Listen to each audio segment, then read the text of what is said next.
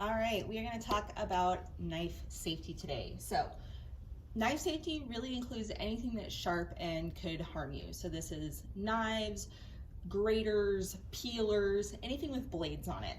And yes, a peeler even has a blade. So right now I am actually in the process of making soup. So I have a bunch of ingredients out. I've got potatoes, carrots, I've got an onion. I just washed some celery. I have some butternut squash off to the side, bunch of stuff to make soup today.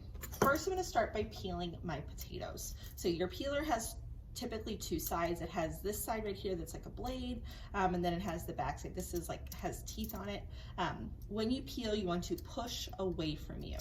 Okay, so I'm holding my potato and I'm pushing away from myself to get the skins off. Okay, potatoes do grow under the ground, so they are covered in dirt when they come out, and so it's really important to make sure you rinse your potatoes because as you peel them, oftentimes the residual dirt that didn't come off, because they just kind of get rinsed when they go through packaging, that residual dirt will end up on the flesh of the potato, and you do not want a dirty tasting potato. Okay, so I'm just peeling. Anytime you have dark spots on a potato, that's usually injury from harvesting, okay, because they're harvested by big machines. And so I just take my peeler and I get the excess brown spots off. Okay, and I'm just gonna set my potatoes off to the side because I will be cutting them now that I've peeled them. I am peeling them into a bowl as best I can to catch all of the skins as they come off, just to keep my work surface clean. It'll make cleaning up a lot easier. This process here where I have all of my ingredients out and ready to go, this is called mise en place, okay, and having all of my ingredients out and ready to go. Okay, I'm not going to do all the potatoes in this video, just to give you a general idea. Obviously a potato is round and a peeler is flat, so it's really hard to get every single piece off. Potato peels are not bad, they don't taste bad. The biggest issue is just make sure that you clean it really well. Potato peels actually have a lot of nutrition in them, and if you can eat them, I highly recommend it. They have tons of nutrition and good flavor, again, as long as you get the dirt off. I'm just going to peel the two right now for my demo. Okay, so I'm going to go ahead and pull one of my cutting boards over. I've got two here right now. Okay. This is a chef's knife. This is the knife that I'm going to be using today. Yes, it is a big knife. It is also a very sharp knife. The size of your knife determines the size of what you're cutting. I'm cutting a fairly large object, therefore I need a fairly large knife. If my knife was only this long, it would make it really hard to cut this. This is hard, this is large, it's round. Okay, I need something that's going to allow me to do the job quickly and efficiently. So the first thing I'm going to do with this potato is actually give myself a flat surface to work from. So I'm going to roll my potato up on my side. I'm going to hold it here with a claw, okay? And then I'm going to put my knife in and just cut down, okay? Now I have a flat surface and my potato is not going to move, okay? From here, I am just going to again use my claw, and my knife is kind of rocking. I'm going to be boiling these potatoes for a soup, so they don't need to be in really small pieces, okay? And I'm just rocking my knife, okay, until I get nice big chunks, okay? And I'm gonna put them over here in this measuring cup. Potatoes do turn brown, okay, if they are left out. So if you're gonna cut them and then not use them in the next 5 to 10 minutes, you can always put them in salt water, and that will help keep them from turning brown. Okay, so same thing here. All right, nice flat side of my potato. Okay, this one is a little smaller, so I'm just going to cut it into thirds. Okay, you notice I'm turning my food, not my hand. Okay, I really only have certain places I can stand in the kitchen, so I turn my food, okay, so that I am not at the mercy of my food. Okay, all right, so there's my potatoes. Now, I'm gonna go ahead and cut my celery. Again, I am doing a soup, so these don't have to be in super tiny pieces, but I am going to saute these first. So first thing I wanna do, like I said, I washed it Celery grows in really sandy soil, so the sand actually comes up from the ground, up in between the stalks of the celery. Okay, so I took all the pieces apart. These are called ribs or stalks of celery, okay, and I washed them really good. I'm gonna cut off the drier ends, okay, at the top and at the bottom, all right. Again, I have a little bowl over here for my trash, okay, so it doesn't collect on my counter. Celery, okay, is like a semicircle, so I'm gonna take it and put it with like the rainbow, the arch going up, okay. Again, I'm gonna hold it with my claw and I'm gonna use my knife and I'm just gonna slice down my celery, okay. And I use my hand to push my food forward, okay. I'm not moving my knife, I'm moving the food, okay. It's like a little assembly line. All right, when I get to these bigger pieces, okay, I'm actually gonna cut it in half just because I want it to cook evenly. I want them to all be the same size, okay.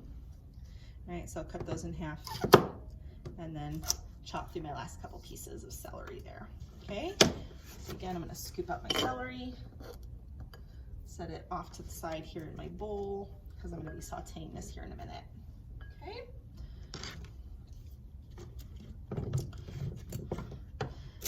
For time's sake, I'm going to cut all of these together now that you've seen me do it.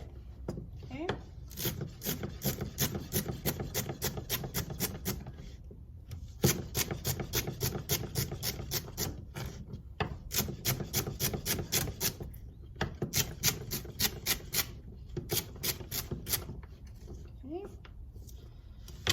There is all of my celery. I love celery. Celery is a fantastic flavor. It doesn't get enough credit. It really is in so much. And it's the base of so many of those fall flavors that we think about. So don't neglect your celery. Celery is delicious.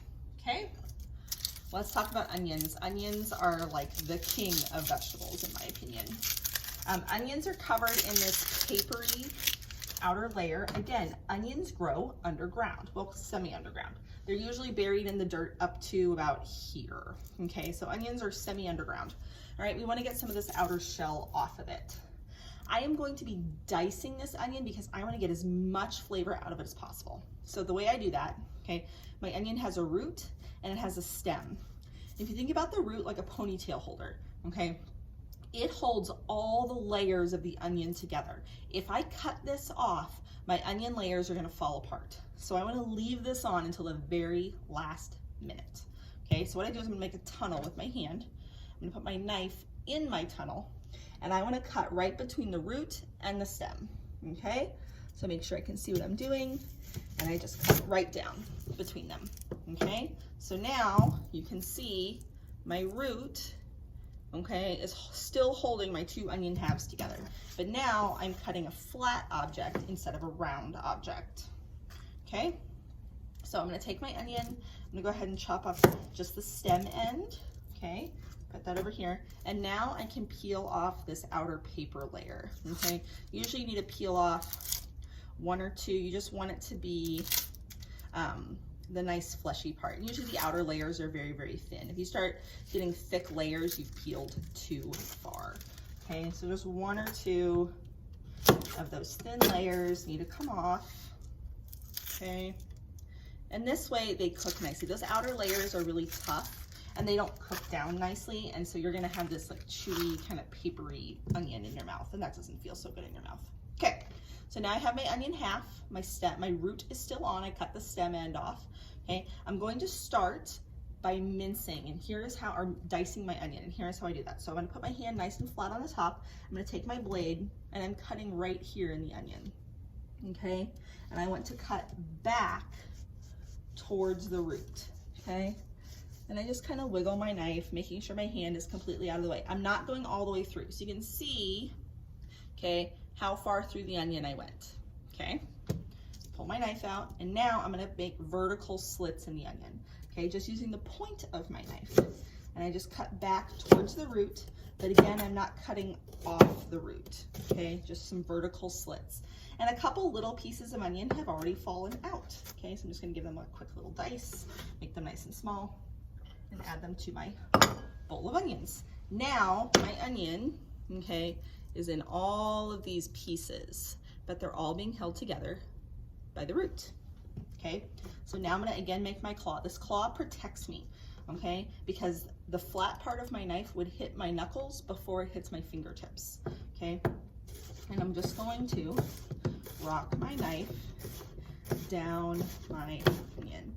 The reason this knife cuts so nicely, guys, is because it is so sharp. There is almost no effort. I hardly have to push at all, okay? I mean, literally, it just glides through my food, okay? No different than cutting butter, okay? So keep that in mind. If your knives are not really, really easy to use, they need sharpened, okay? You can buy a sharpening steel. A lot of times they come with your knife sets. There are lots of great videos on how to sharpen a knife, okay? Do the same thing again, okay? Cut back towards the root, okay, without going through it or without cutting that top layer off, okay? And then again, make vertical slices through back towards the root, okay? And then just slice down the onion, okay?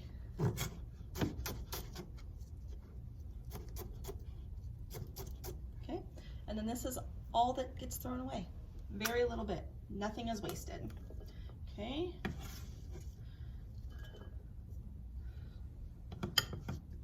Let's scrape up the last of my onion here. Chop, chop, chop, chop, chop. All right, and my carrots. Now, normally I would be using a nice big carrot, but the grocery store was out. So again, I'm gonna cut so my carrots have a flat spot, okay?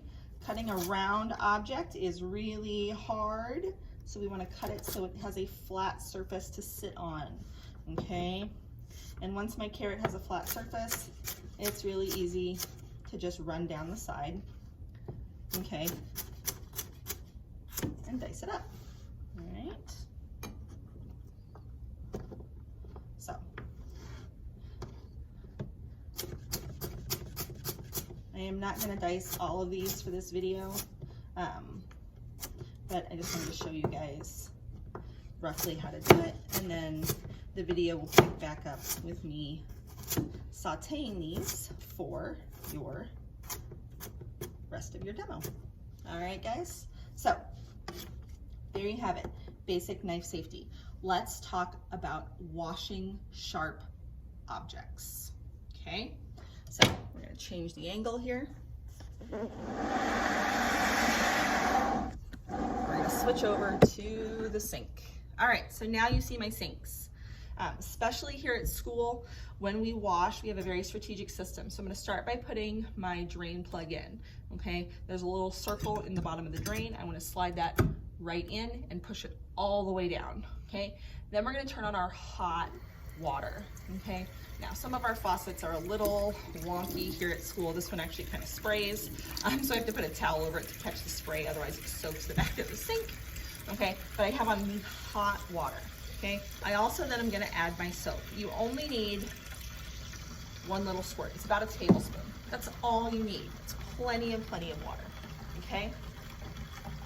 I'm gonna take my drying area over here. I'm gonna take one towel, I'm gonna fold it out. This is gonna be where I'm gonna set my clean, rinsed tools, okay? All right, I just take my hand, rub it in here because I've got all this soapy bubbles, okay? All right, my water is nice and warm, okay?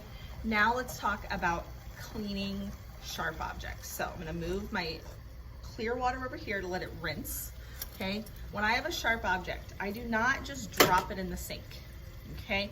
Because if I go to put my hand in and I'm not sure where the blade is, I could hurt myself. So I always hold sharp objects, I save them off on the side of my counter, I set it in the water, I take my dishcloth, okay, holding it, and I clean it out of the water so I can see what I'm doing. I always make sure that there is something between me and the blade, okay? Then I rinse it under warm, clear water. That warm water actually helps things evaporate quicker, okay? And then they're safer. Same with my knives. Now, I am not ever going to let go of this handle. I'm gonna put my knife in and put the blade away from me. I'm gonna kind of just submerge it a couple times. Now I'm gonna take my rag. This is the dull side of the knife. The blade is over here. I put my rag and I run my rag down the dull side, okay? So the blade is away from me and only the rag is touching the blade. Only the rag is touching any part of what could hurt me, okay? Nice clear water, okay? Again, I'm gonna hold on to the handle. I can rinse it under the water without ever letting go of the handle, okay? And now my knife can sit on the towel. Knives, sharp knives especially, cannot go in the dishwasher. It is very, very detrimental to the blades. Knives are an investment. They're a tool, and you want to treat those tools with respect. And we do that by washing them by hand and making sure that they stay clean and dry so that they do not rust. When you're all done with your dishes and you're ready to dry them off, again, you're gonna want to take a clean towel. With my knife, I'm gonna hold the handle, okay, and I'm gonna run this clean towel down the blade, making sure that I get all the water off the blade, okay? And then I switch. You notice I'm still not handling the blade, okay, all the way down. And when I'm done, I have a nice, dry, clean knife, okay, and my blade stays intact. All right, it is time for my favorite soup of fall, my butternut squash soup. This is a recipe of my own creating. It's flavors that I love. We're gonna go with it. So first things we need to do, okay, I have all of my ingredients, okay, mise en placed out. I have my diced onions, I have my chopped celery, carrots, potatoes, okay, garlic, olive oil, salt and pepper, and my chicken stock. Everything is within arm's reach. This is key. I need to be able to grab things quickly so that this recipe cooks appropriately. Okay, so first thing I'm gonna do here is go ahead and turn on my stove, okay? I make sure that I have both elements on, and I'm gonna get that pot going. I'm gonna be using a wooden spoon for most of this, so I can get a little more of my face in here. Oop.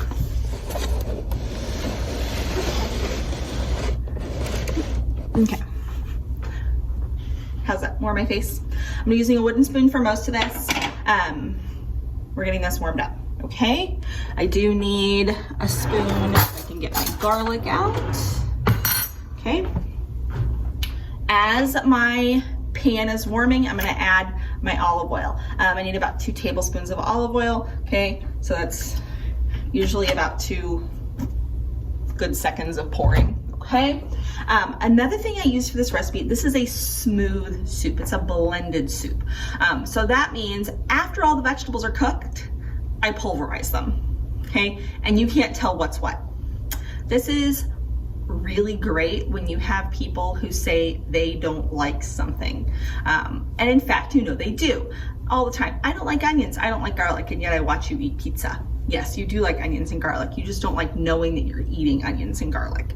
So, meet my friend, the immersion blender, okay? This is essentially a blender on a stick, okay? I can put it in liquids instead of pouring the liquids into another vessel. And I turn it on, and this blends whatever bowl it's in, or pot, or whatever, okay? So, my oil is warming up. I can feel the heat coming off my pan. You notice I'm not sticking my hands in the oil, but I can feel the heat. All right, the first thing we're gonna do is sweat down or soften my aromatics, my mirepoix, okay? Onions, celery, and carrots are called mirepoix. It's a French term, and it's like the great 3, okay? And these 3 are the basis for most French cooking. They're the basis for most soups as well, globally. You see some variation of these 3 vegetables, okay? So I'm gonna start with my onions, okay? I put those in and they're already sizzling, okay? So my onions are in. I'm gonna take my empty bowl, I'm gonna put it in my soapy sink, okay? Never just leave stuff out. When you're done with it, get rid of it, Okay, so my onions are in. All right, I'm gonna hold on to there. I'm just gonna stir them around a little bit, get them all coated in some olive oil. Okay, and we're gonna let them start to soften. Okay, we are sauteing these onions. Okay, what that means is I'm cooking it in a pan with just a little bit of fat. The olive oil is the fat. Okay, there are lots of things we saute. Technically, scrambled eggs are sauteed. Okay, but anytime you're softening vegetables for like a soup or a sauce base, you're sauteing it. Okay, the difference between sauteing and pan frying, you're not moving it around constantly. So like, let's say I was doing bacon, I'd be pan frying it because I'm not pushing the bacon around. Now, if I had diced up the bacon and it was in little tiny pieces, like I was gonna put it on a salad or something, then I would be sauteing it because I'd be stirring it around constantly. But like bacon, I put the whole piece in and I just let it sit and cook. Same with like a steak or maybe a sunny side up egg, that's pan frying. That's the only difference. Sauteing, you're stirring constantly. Pan frying, you put it in and leave it. And maybe you turn it once or twice, but you're not constantly moving it in the pan. Now you can see all the steam coming off my onions. Smells incredible. I love the smell of cooking onions. Onions do not make my eyes water, probably because I've been doing this for so long. But also certain types of onions are more acidic. White onions are the most acidic onion. They have a lot of bite to them. Okay, they're very like sulfurous. They are definitely going to make you cry. Purple onions, yellow onions, not so much. But white onions, absolutely, they will make you cry. Okay, so these are all of that moisture, all that steam, that's the water in the onions evaporating. Okay, getting all the water out of the onions. Okay, the heat transforms the onions from this really sulfurous, bitey vegetable to something that's actually really sweet. Cooked onions are actually very sweet. Okay, so sauteing down my onions. All right. Now I'm going to go ahead and add a little bit of garlic. I'm just using pre-minced garlic because it's what I have here at school. If you're using cloves of garlic, you're going to use about 4 cloves of garlic for this. If you're using minced garlic like this, okay, it's about 2 tablespoons. All right, add my garlic in. Garlic and onions, those are the kings of flavor. Okay, and they're the acid component in this dish. This is not something we think of as acid, but acid gives brightness to a dish, and those onions and garlic are really going to brighten up all of these root vegetables.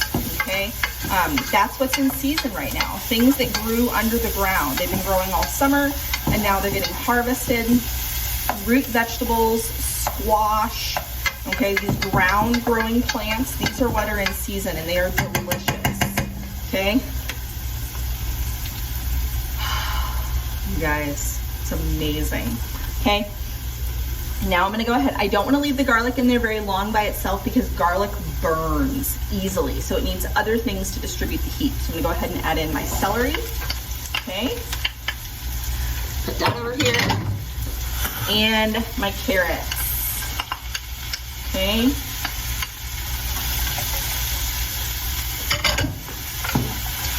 So all of these, I am now going to sweat down. I'm going to saute them until they are soft. I want my onions to be translucent, which they're getting there now. So translucent means it's kind of clear.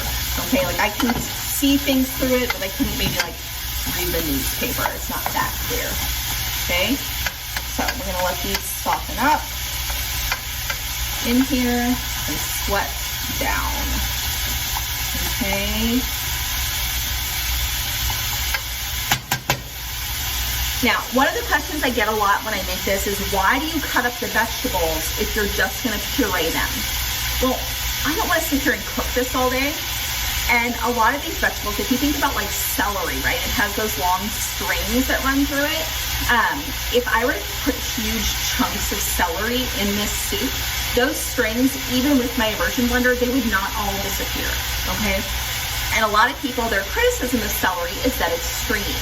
So by cutting it and cutting those strings really short, by cutting across celery. I didn't cut down the celery, I cut across the celery, okay? I shortened those strings so that they're more likely to puree with my blender and cut up really smooth and fine and not be chunky, okay? So as I'm cooking this, I'm not just watching and smelling, but I'm also listening, okay? So this soup actually, as it's cooking, I can hear the sound. The volume goes down, okay? That tells me that the water is evaporating, okay? It's the loudest when there's the most water, okay? So if the sound starts to decrease, I need to come over and stir it again and see if the sound continues to stay down or if that sound goes back up because I put a new section of the food on the bottom of the pan, okay? So I let it sit for a minute. This is a good time to do your first round of seasoning. You need to layer flavor in your food. If you wait until the very end, all you get is this really surface taste, okay? If you want multi-dimensional flavor, you want to taste every layer of your food, you need to season it at every stage of the cooking process. So right now, these aromatics, the things that have the most fragrance, that smell the most, I'm going to season them. So I'm gonna take a nice pinch, this is kosher salt, okay? And I'm gonna spread it around over my vegetables, okay? Same with the pepper. If you're using fresh cracked pepper, which I always recommend, I just don't have any here at school today. If you're using fresh cracked pepper, 4 or 5 cranks, okay? If you're using shaker pepper, okay, just put a nice thin dusting, I'd say maybe 5 shakes, okay? That fresh cracked pepper, or the ground pepper in there. Just enough that we can start to incorporate those flavors into this. Salt also helps break food down, okay? So, all right, it's starting to get quiet, so I'm gonna give it a stir, and now it's getting loud again, okay? Now I'm also starting to really smell that celery, okay? So not just the carrots, I'm smelling the celery as well. All right. And they really are strong, I love it. Okay. Now, here's the reality. Celery is a very hard vegetable, okay? So are carrots, but carrots tend to cook more quickly than celery. The celery is not gonna get really, really soft before I add the other ingredients. The carrots and the onions definitely will, okay? So, those are in there, all right? I'm gonna go ahead and add my potatoes. I only peeled about half the potatoes. That's okay. I don't mind. These are red potatoes and their skins are very, very thin. So I don't mind not peeling them, okay? Their skins cook down really quickly, okay? The last thing I'm going to add to this is my butternut squash. Now, I made this yesterday at home, okay, just because it has to roast. Now, earlier I talked about salt, fat, acid, and heat. This is getting cooked twice. I roasted it. So what that means is I put it in an oven, okay, it was dry. I put oil, vegetable, or olive oil on it, okay, and just kosher salt, and I roasted it. Squash is one of those foods that does not typically taste good raw. It's very earthy. That's a nice way of saying it tastes like dirt, okay? But when you roast it, it gets so sweet. This is why we make pies out of squash. I mean, pumpkin pie, a raw piece of pumpkin, have you ever had it? It's not good, okay? So, but squash, when it's roasted, when it's been cooked down and it becomes soft, all of these natural sugars are released. That heat transforms it and releases those sugars. Same with carrots. I'm not a big fan of carrots raw, but I love them cooked because of all the natural sugars that get released from the carrots. They just taste so good to me. So, same with this squash. Butternut squash is it has a very fibrous skin. It's very stringy. So when you do this and you roast it, you want to make sure that you get all of those strings off the squash when you peel the skin off. So I roasted it for about an hour. I took it out and let it just sit at room temperature for like a half an hour, 45 minutes before I peeled the skins off. That's why I did this like the night before. I did this after dinner last night. Like the oven was still hot from dinner. I put the squash in while we ate, got the kids ready for bed, took it out, let it cool, peeled them, and then put them in the fridge last night, okay? All right, oh, you guys, it's starting to smell so good. Okay, I'm gonna go ahead and season again because now I have my potatoes, and potatoes do not taste like anything, okay? So again, I wanna make sure that I impart some flavor in those potatoes, okay? Every layer of flavor needs seasoning, okay? Now, here comes the magic, okay? I'm gonna put my squash in it. That is 2 whole squashes. Normally I just do 1, okay? But I'm actually making a bigger version of this recipe than I have on the website for you. So that is 2 whole squashes. You see my pot is very, very full. Now here's the deal. This is going to cook down, okay?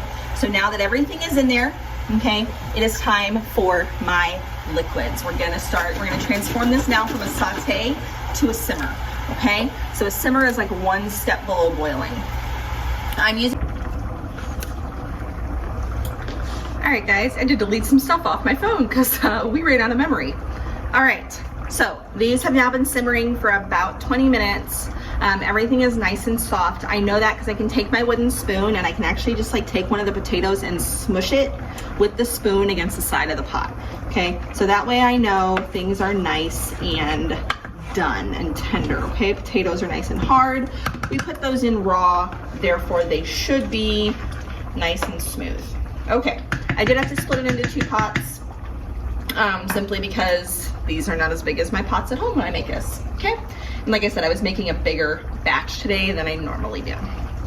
So now what we're going to do, okay? I tasted them a couple times while they were cooking.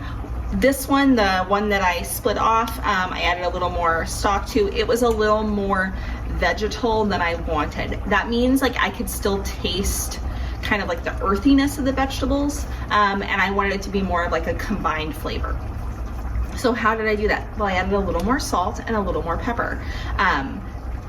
Those 2 things just allow those flavors to blend together a little better. So also it hasn't reached its final flavor profile because it's still in chunks. Once the potatoes and the carrots and the celery and all those things are pureed together, the flavor is going to change again. So I've got clean spoons.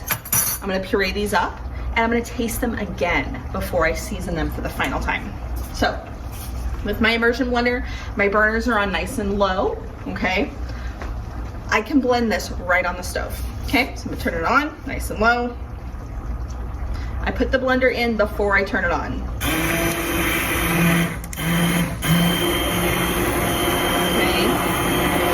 And I just move it slowly around the pot.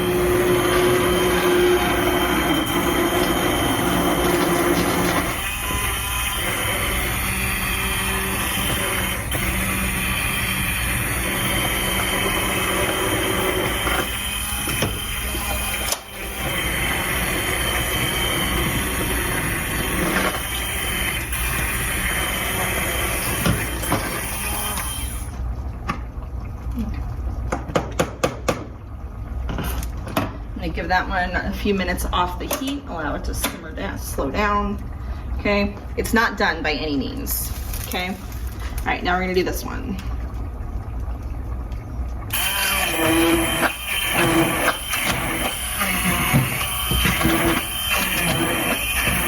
I just take the blender and I put it over the vegetables, okay?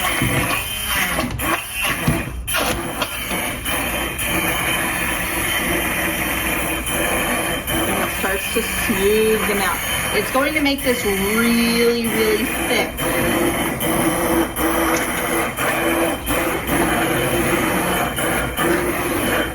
Like I said, these are a little off because I just split them up.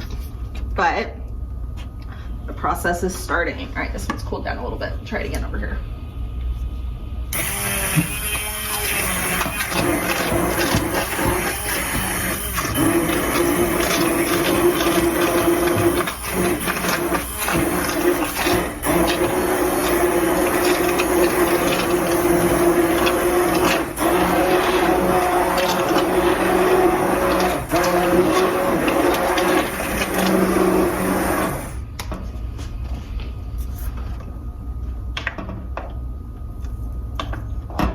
You can blend this as much as you want to get the desired smoothness that you're looking for. So this one still has a couple chunks in it, but definitely very, very close. I'm gonna move that one off the heat as well. Just a couple chunks left.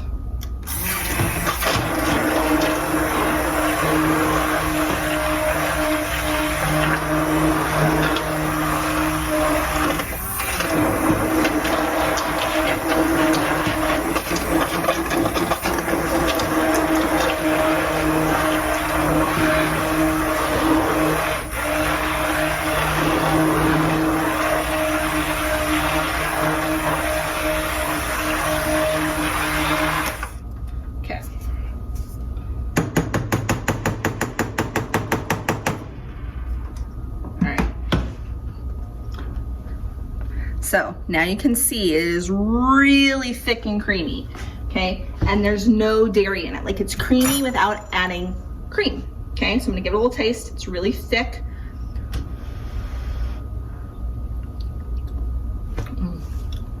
Could definitely use a little more salt. If you like it a little thinner, add a little more broth to it. You can even add water, but again, like I said, when you add water, it doesn't have any flavor, so you have to season that water. So there you have it, folks. It's thick, it's hearty. This would be great in a bread bowl. It would be great, you know, just in a bowl with like some really toasty, crusty baguette, you know, that really crunchy French bread, anything like that. This is so warm. It just sticks to your ribs and warms you up on the inside. Super satisfying, tons of vegetables, and you never know what's in it because I just emulsified it into oblivion. All right, hope you guys enjoy making it.